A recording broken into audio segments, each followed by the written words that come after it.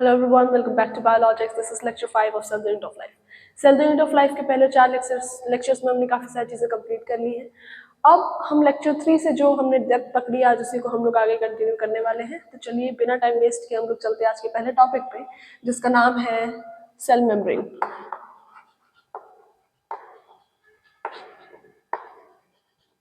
Cell membrane. चलिए cell membrane के बारे में हम लोग कुछ बातें कर लेते हैं. देखिए, हमें पता है कि कभी भी अगर कोई चीज़ पहले बार में बन रही होती है तो वो ज़्यादा एडवांस नहीं होती, राइट. हम अगर किसी चीज़ पे जस्ट अभी स्टडी करना चालू किए तो ऐसा नहीं होगा कि हमारी स्टडी एकदम से सक्सेसफुल हो जाएगी और हम एकदम से बहुत ज़्यादा डीप में स्टडी कर पाएंगे. सेम ऐसा ही हुआ हमारे सेल मेम्ब्रेन की स्टडी के साथ.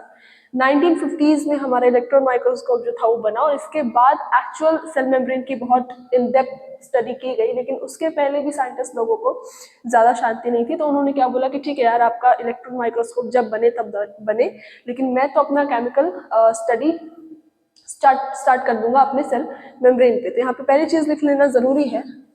पहली चीज़ कि इलेक्ट्रॉन माइक्रोस्कोप आपका बना था 1950s में, ठीक है, 1950s में. लेकिन इससे पहले भी साइंटिस्ट लोगों ने अपनी केमिकल स्टडी तो चालू कर दी थी हमारे सेल मेम्ब्रेन पे. तो सेल मेम्ब्रेन की जब केमिकल स्टडी हो रही थी तो एक बहुत ही खास सेल लिया गया था जिसका नाम था आरबीसी. आरबीसी यानी रेड ब्लड सेल, जो हमारे ब्लड के अंदर हमको देखने के लिए मिलती है.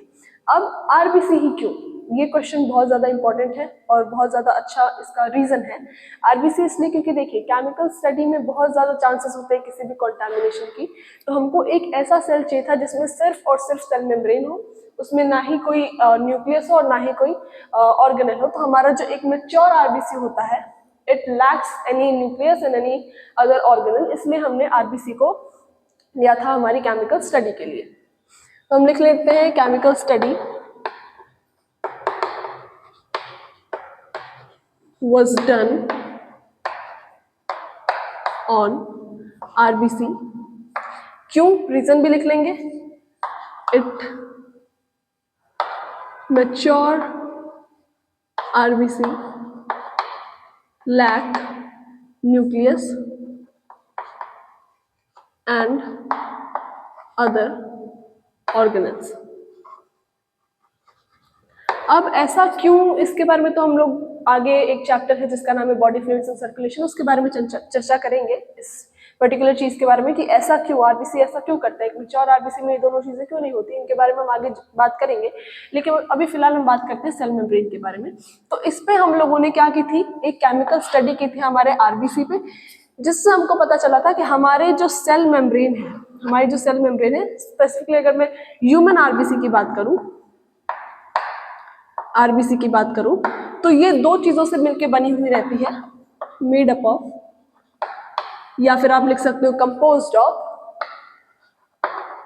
कंपोज्ड ऑफ, या फिर मेड अप ऑफ. पहला प्रोटीन और दूसरे आपके लिपिड्स. इसमें भी एक मेजर लिपिड होता है जिसका नाम है फॉस्फोलिपिड, ठीक है. इससे हमारी बनी हुई होती है हमारी ह्यूमन आरबीसी की मेम्ब्रेन. कौन सी, सेल मेम्ब्रेन, ठीक है. अब इसके अलावा और एक चीज होती है हमारे सेल मेम्ब्रेन में जो कि होती है कोलेस्ट्रॉल, ठीक है. लेकिन मेनली फर्स्ट और सेकंड यानी कि प्रोटीन और लिपिड की मेनली हमारी सेल मेम्ब्रेन बनी हुई होती है. कोलेस्ट्रॉल तो चलो बात की बात है, कोलेस्ट्रॉल मैक्सिमम या फिर मेजर पोर्शन ऑक्युपाई नहीं करता हमारे सेल मेम्ब्रेन का. अब चलिए बात करते हैं हम लोग लिपिड्स की. लिपिड देखिए, लिपिड ना, हम यहाँ पे बात करेंगे लिपिड्स, ठीक है. लिपिड्स जो है आपके, लिपिड्स ऐसे दिखते हैं, ठीक है. लिपिड्स आपके ऐसे दिखते हैं, इनका ये हेड होता है और इनको हम लोग टेल बोलते हैं. हेड जो होता है ना वो हाइड्रोफिलिक होता है, ठीक है, और टेल जो होता है वो हाइड्रोफोबिक होता है. अब what do I mean by hydrophilic and hydrophobic, let me just explain real quick. Hydro यानी कि पानी, फिलिक यानी कि लविंग. तो ऐसी चीज जो पानी से प्यार करती है उसको हम लोग बोलेंगे हाइड्रोफिलिक. हाइड्रो यानी अगेन पानी, और फोबिक यानी कि डर। तो ऐसी चीज जिसको पानी पसंद नहीं है, जिसको पानी से नफरत है, जिसको पानी से डर लगता है, उसको हम लोग बोलेंगे हाइड्रोफोबिक। तो अगर मैं इस एक स्ट्रक्चर को लिपिड बोलूं तो लिपिड में दो पार्ट होते हैं, लिपिड का हेड और लिपिड का टेल। तो लिपिड का जो हेड होता है उसको पानी बहुत पसंद है, बोलता है अच्छा अच्छा अच्छा ठीक है पानी पानी पानी पानी ले लेते हैं, पानी ले लेते हैं। लेकिन जो टेल है, टेल कहता है कि नहीं यार, मुझे तो बिल्कुल पानी की कोई जरूरत नहीं है, मुझे पानी से बिल्कुल नफरत है और मुझे तो पानी नहीं चाहिए। तो ये लोग पता है कैसे अरेंज होते हैं, जैसे मान लीजिए कि मैंने एक सेल बनाया ऐसा, और इस सेल के इतने पार्ट को मैं अगर मैग्नीफाई करके आपको दिखाऊं तो यहाँ पे ऐसे कुछ अरेंजमेंट होती है हमारे लिपिड्स की, ठीक है। ये लिपिड की पहली ये लिपिड की पहली लेयर और ये लिपिड की दूसरी लेयर मिला के ये लोग बना लेते हैं लिपिड की बाय लेयर। आई बात समझ? तो लिपिड की बाय लेयर प्रेजेंट होती है हमारे सेल मेम्ब्रेन में। तो फिर बोले प्रोटीन कहाँ प्रेजेंट होता है? प्रोटीन इनके बीच बीच में प्रेजेंट होता है, समझे? प्रोटीन इनके बीच बीच में प्रेजेंट होता है। चलिए, हमने अगर लिपिड की बात कर ली है तो फटाफट से हम लोग प्रोटीन की भी बात कर लेते हैं। यहाँ पे हमने लिपिड की बात की, इसके नीचे हम लोग बात करेंगे प्रोटीन की। देखिए, प्रोटीन जो हमारे मेम्ब्रेन पे प्रेजेंट होते हैं उनको हम लोग मेम्ब्रेन प्रोटीन बोलते हैं, मेम्ब्रेन प्रोटीन, ठीक है, मेम्ब्रेन प्रोटीन बोलते हैं। ये मेम्ब्रेन प्रोटीन जो होते हैं ना, ये दो पार्ट में डिवाइडेड होते हैं on the basis of ease of extraction. On the basis of ease of extraction ये दो पार्ट्स में डिवाइड होते हैं। पहले होते हैं हमारे पेरिफेरल प्रोटीन और दूसरे हमारे इंटीग्रल प्रोटीन, ठीक है। पेरिफेरल को हम लोग एक्सट्रिंसिक भी बोल सकते हैं, इंटीग्रल को हम लोग इंट्रिंसिक भी बोल सकते हैं। यहाँ पे मैं लिख देती हूँ एक बार।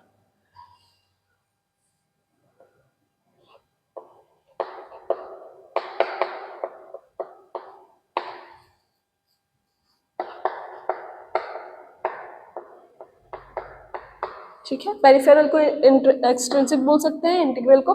चीजें नहीं दिख रही तो मैं इसको यहाँ से हटाती हूँ और मैं इसको कहीं और लिखती हूँ, ठीक है। हमारे protein on the basis of ease of extraction, हम प्रोटीन को दो पार्ट्स में डिवाइड करते हैं। पहले होते हैं हमारे एक्सट्रिंसिक प्रोटीन, एक्सट्रिंसिक प्रोटीन जिनको हम लोग पेरिफेरल प्रोटीन बोलते हैं,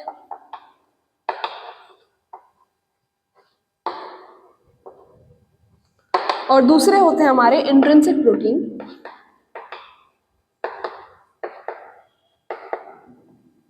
जिनको ही हम लोग इंटीग्रल प्रोटीन बोलते हैं, ठीक है। इंट्रिंसिक प्रोटीन को ही हम लोग इंटीग्रल प्रोटीन भी बोलते हैं। अब देखिए ये प्रेजेंट कैसे होते हैं। मान लीजिए कि आपकी एक मेम्ब्रेन है, ठीक है, आपकी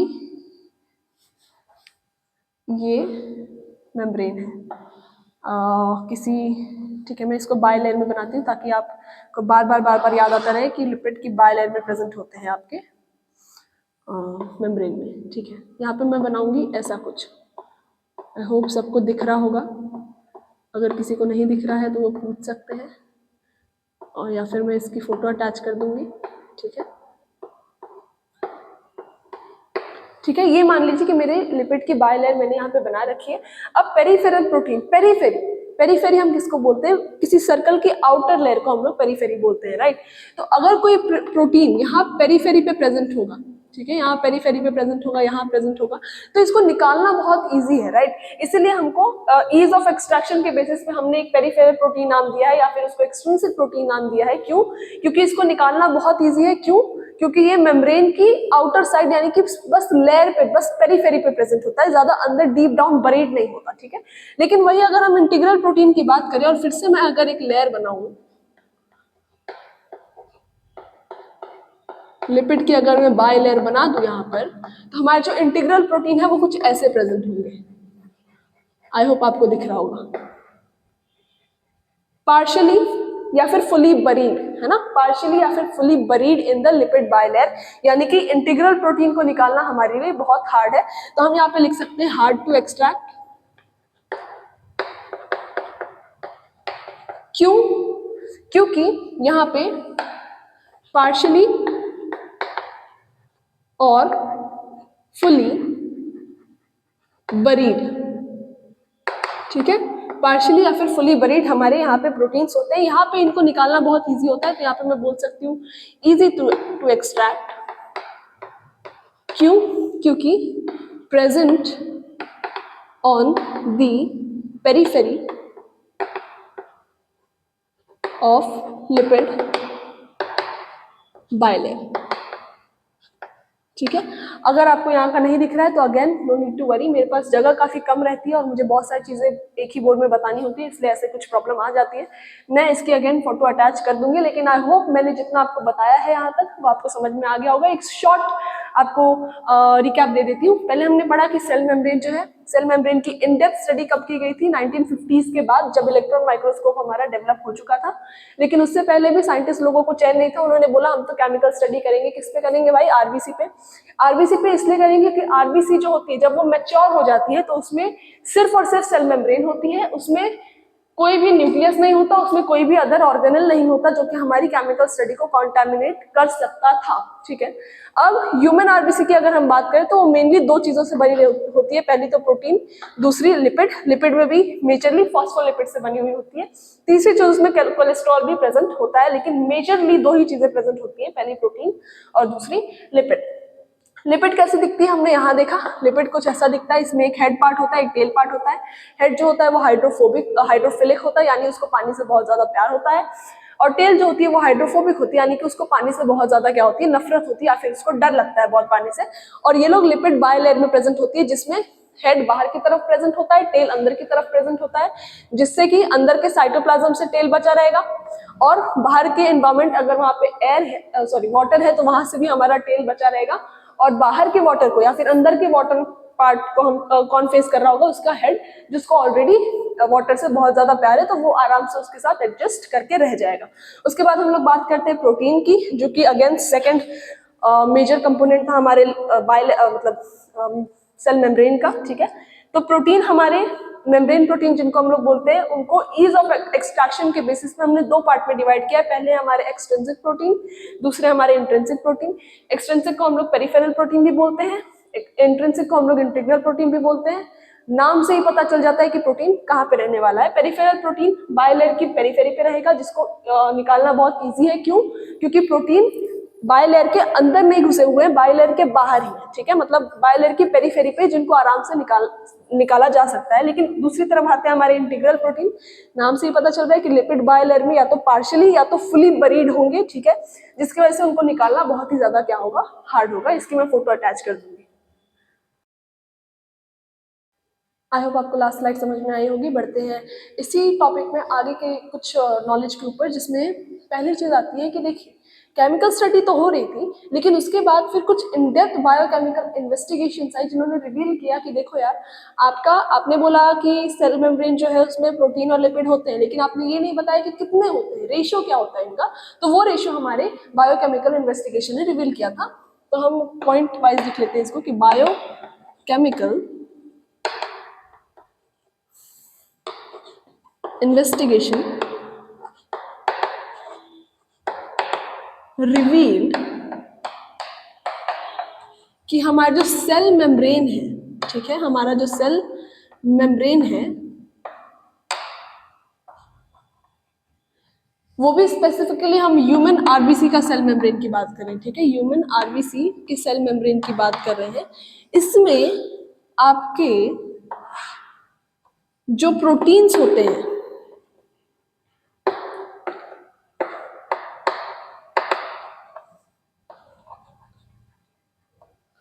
प्रोटीन्स जो होते हैं वो आपके होते हैं 52%।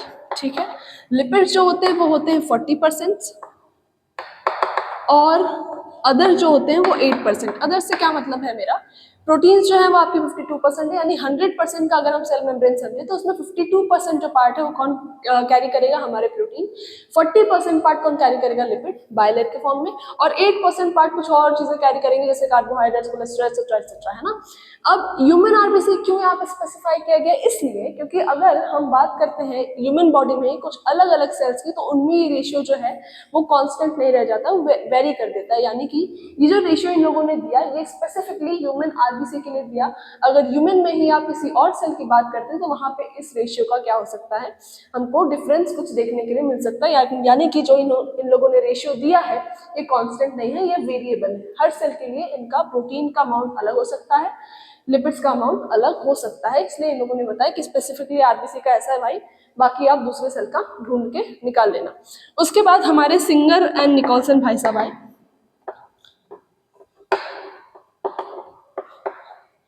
निकोलसन भाई साहब आए, ये कब आए, 1972 में, ठीक है। ये लोग आए 1972 में और इन्होंने दिया एक इम्प्रूव्ड सेल मेम्ब्रेन का स्ट्रक्चर, जिनको हम लोग बोलते हैं, आज हम जानते हैं फ्लूइड मोजाइक मॉडल के नाम से।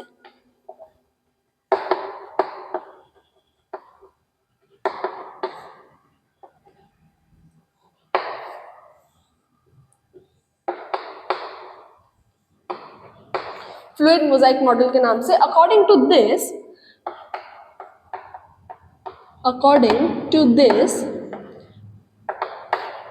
दिस क्या बोला जाता है कि नेचर ऑफ लिपिड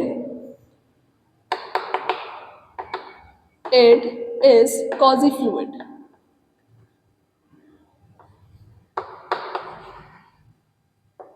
यानी कि लिपिड्स का जो नेचर है वो कॉजी फ्लूइड की तरह है। कैसे, क्या मतलब है इससे?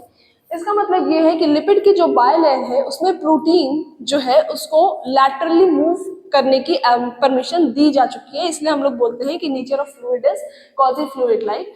यानी कि उसमें प्रोटीन लैटरली मूव कर सकते हैं और इस मूवमेंट को हम लोग बोलते हैं फ्लूइडिटी। यानी कि यहाँ हम लोग लिख लेते हैं कि proteins can move laterally in lipid bilayer।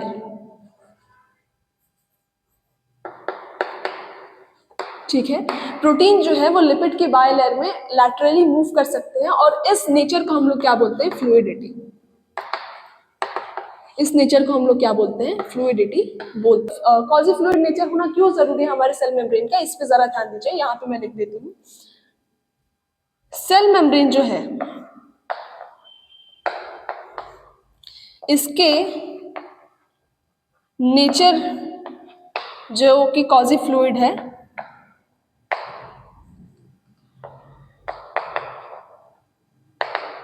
Cell membrane का नेचर जो कि कॉजी फ्लूइड है, ये 5 काम करता है आपका। पहला, सेल ग्रोथ, ठीक है। दूसरा, सेल डिवीजन का।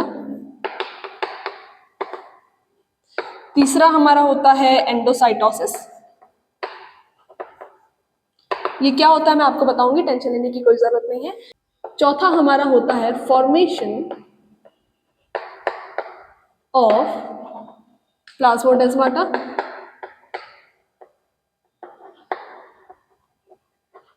या फिर इंटर सेल्यूलर जंक्शन। और पांचवा और आखिरी काम होता है हमारा सिक्रीशन का, ठीक है। पांचवा और आखिरी काम होता है हमारे सिक्रीशन का, किसका, सेल मेम्ब्रेन का। अब देखिए, सेल ग्रोथ तो बहुत इजी सी बात है, सेल ग्रोथ के नाम से आपको पता चल जाएगा सेल जो है वो साइटोप्लाज्म में ग्रोथ कर रहा है और छोटे से बड़ा हो रहा है। सेल डिवीजन आपको पता चल जाएगा आगे आने वाले चैप्टर्स में। फॉर्मेशन ऑफ प्लाज्मोडेस्माटा या फिर इंटरसेल्यूलर जंक्शन, यानी दो सेल्स के बीच में आपको एक जंक्शन देखने के लिए मिलेगा। जैसे मान लीजिए ये आपका एक सेल है, ये आपका सेल है, इनके बीच में कुछ तो भी आदान प्रदान करना है, तो इनके बीच में एक ऐसा जंक्शन बना दिया जाएगा और इस जंक्शन को बनाने के लिए भी हमारे कौन रिस्पॉन्सिबल है, सेल मेम्ब्रेन, ठीक है। तीसरी चीज समझ में आ गई, सॉरी चौथी चीज समझ में आ गई। पांचवी चीज सिक्रीशन, अगर किसी सेल में कोई वेस्ट प्रोडक्ट बन रहा है तो उसको सिक्रीट आउट करना जरूरी है, जिसके लिए भी हमारे सेल मेम्ब्रेन काम में आने वाले हैं। तीसरी चीज है हमारी एंडोसाइटोसिस। अब ये एंडोसाइटोसिस क्या है, नाम बहुत बड़ा है, काम बहुत ईजी है। क्या बात है इसमें कि मान लीजिए आपके पास एक सेल है, ठीक है, और इसके पास कोई तो भी फूड आता है और इसको चाहिए कि ये फूड ना मेरे अंदर आ जाए, तो ये फूड को दिमाग होगा कि भाई नहीं मेरे को इसके अंदर जाना है, नहीं, सेल को दिमाग होना चाहिए कि हाँ ठीक है मुझे फूड खाना है, तो फूड को मुझे क्या करना पड़ेगा, अपनी सेल मेम्ब्रेन को जरा से इसके आजू बाजू ऐसे करके इसको एनगल्फ करना पड़ेगा, अंदर एनगल्फ करना पड़ेगा। मेरी ड्राइंग जरा गंदी है, इसको हम लोग फिर से एक बार बनाएंगे। सेल मेम्ब्रेन को इस फूड को एनगल्फ करना पड़ेगा अपने अंदर, जिसका काम भी हमारा quasi fluid nature of cell membrane करती है। इसलिए ये 5 चीजें जरूरी है। एंडोसाइटोसिस सिंपली मीन कि आपके पास कोई चीज रखी होगी जिसको बाहर से सेल के अंदर लाना है, जिसकी वजह से सेल को अपना सेल मेम्ब्रेन बाहर निकालना पड़ेगा, उस फूड पार्टिकल को या फिर उस इंपॉर्टेंट पार्टिकल को एनगल्फ करना पड़ेगा और वापस अंदर डाल देना पड़ेगा हमारे सेल के, जिससे हमारा सेल उस पर्टिकुलर चीज को अपने फायदे के लिए यूटिलाइज कर पाए। इसको हम लोग बोलते हैं एंडोसाइटोसिस। आई होप आपको इतनी बातें समझ में आई होगी, ये जरा लिख लीजिए और इसके बाद हम लोग पढ़ते हैं आगे के टॉपिक के बारे में। आई होप आपको लास्ट स्लाइड समझ में आई होगी। बढ़ते हैं इसी टॉपिक में नेक्स्ट सब टॉपिक के अंदर, जिसका नाम है टाइप्स ऑफ ट्रांसपोर्ट। देखिए, आपके सेल मेम्ब्रेन के जो मैंने 5 काम बताए उसमें एक और छठा काम होता है उसका, ट्रांसपोर्ट करना चीजों को सेल मेम्ब्रेन के थ्रू, यानी बाहर से चीजें अंदर ट्रांसपोर्ट कराना, यानी या फिर अंदर से चीजें बाहर ट्रांसपोर्ट कराना। ये भी हमारा एक मेजर वर्क होता है किसका, सेल मेम्ब्रेन का। अब ये जो ट्रांसपोर्ट है ये 2 टाइप से हो सकता है। पहला पैसिव ट्रांसपोर्ट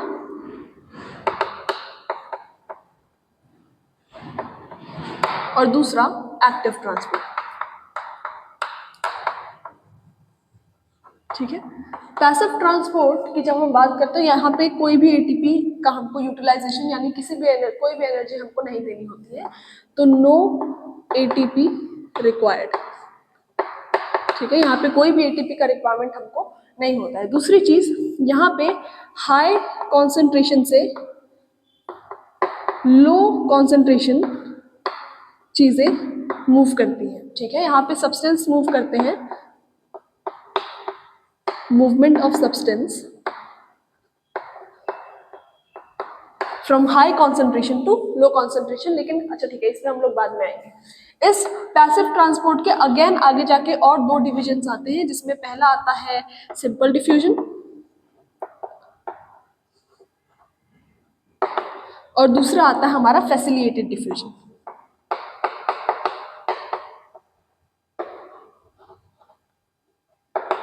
डिफ्यूजन यानी क्या? डिफ्यूजन यानी सिंपली आपके जो गैस मॉलिक्यूल्स हैं उनका high concentration to low concentration move करना, यानी मैं यहाँ लिख सकती हूँ movement of CO2 and oxygen, यानी carbon and oxygen from high concentration to low concentration. Simple है ना, लो कॉन्सेंट्रेशन। लेकिन जब हम फैसिलिटेटेड डिफ्यूजन की बात करते हैं तो इसमें फिर से 2 हमको पार्ट्स देखने मिलते हैं। पहला तो है हमारा चैनल प्रोटीन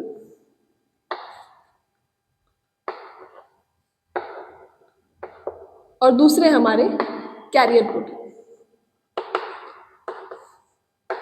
ठीक है, पहले हमारे चैनल प्रोटीन, दूसरे हमारे कैरियर प्रोटीन। देखिए, अगर कोई सब्सटेंस मान लीजिए आपकी ये मेम्ब्रेन है, ठीक है, आपकी मेम्ब्रेन है, इसके बाहर कोई तो भी मॉलिक्यूल है, ये मॉलिक्यूल है जो कि पोलर है। ठीक है, जो कि कैसी है, पोलर मॉलिक्यूल है। इसको अब मैं इस नॉन पोलर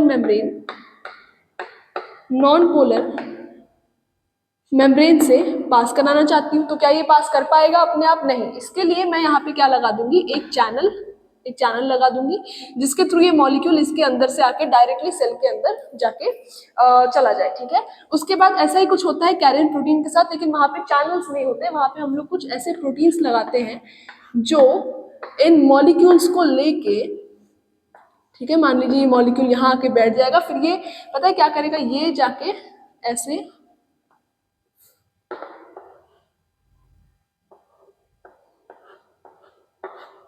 ठीक है, ये मॉलिक्यूल था पोलर मॉलिक्यूल, ये नॉन पोलर मेम्ब्रेन है। ठीक है, polar molecule non polar membrane से पास नहीं कर सकती, इसलिए क्या करेंगे, इस मॉलिक्यूल को हम लोग कैरियर प्रोटीन में बिठाएंगे। कैरियर प्रोटीन मान लीजिए अगर ऐसा है तो ये पलट के ऐसा हो जाएगा और जो इसने मॉलिक्यूल पकड़ा था इसको सेल के अंदर जाके छोड़ देगा। ये सेल का अंदर वाला पार्ट है, ये सेल का बाहर वाला पार्ट है। आई बात समझ? अब आते हैं हम लोग एक्टिव ट्रांसपोर्ट पे। एक्टिव ट्रांसपोर्ट एक्टिव है ना, यहाँ पे एटीपी का रिक्वायरमेंट हमको है। इसका एग्जाम्पल है sodium potassium pump. Sodium potassium pump, इसमें क्या होता है, हम लोग एटीपी देते हैं जिसकी वजह से जो मॉलिक्यूल्स है या फिर आयंस है, ये हाई लो कॉन्सेंट्रेशन से हाई कॉन्सेंट्रेशन मूव कर जाए। जनरली ये चीज नहीं होती, हमेशा चीजें हाई कॉन्सेंट्रेशन से लो कॉन्सेंट्रेशन मूव करती है, लेकिन अगर मुझे किसी चीज को लो कॉन्सेंट्रेशन से हाई कॉन्सेंट्रेशन मूव कराना है तो मुझे एनर्जी देनी पड़ेगी, यानी कि एटीपी देना पड़ेगा। और इसका बहुत अच्छा एग्जांपल है आपका Na+। इसमें क्या होता है, मान लीजिए आपकी अगेन क्या है, मेम्ब्रेन है, ठीक है, और इसमें एक मैं मान लेती हूँ मैंने एक चैनल लगा दिया, ठीक है, यहाँ पे बाहर Na+ बहुत सारे हैं,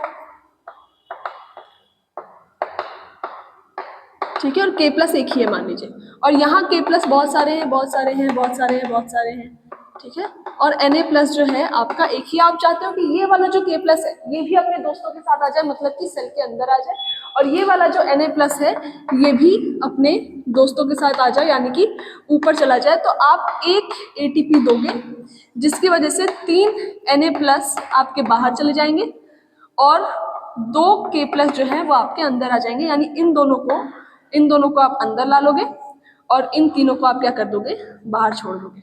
आई बात समझ। लेकिन देखिए यहाँ पे Na+ कितने सारे थे, यहाँ पे उससे कम थे, लेकिन आपने कम से ज्यादा की तरफ भेजा तो आपको एनर्जी देनी पड़ेगी।